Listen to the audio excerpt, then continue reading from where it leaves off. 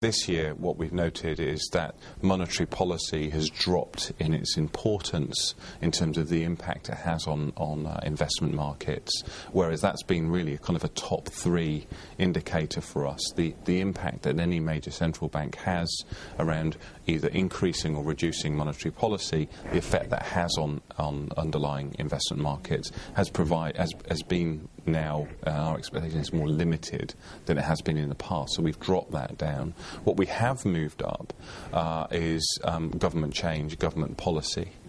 So we think that's the main driver of investment class returns, clients' demands and behaviours, and underlying changes in terms of asset class allocation and against liability. So we've certainly moved that higher in terms of our theme.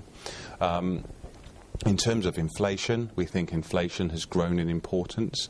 We certainly think that it's higher than the market and investors think and consider. And we think the path for inflation has the ability to exhibit some kind of J curve. So basically, like the number J, in terms of its higher, it has the potential to modestly reduce because growth is expected to be low for many years to come. But with an increase in growth and with the increase in inflation that we expect to see, you could see an acceleration in inflation moving higher. And then there are a few other topics that we do focus on, and one is demographic change. And with regard to demographic change, it's the age barrier. So we see that, again, a significant portion of the population across the world will eventually reach retirement age, and that's not necessarily being matched by birth rates or higher levels of productivity in current employment statistics as well.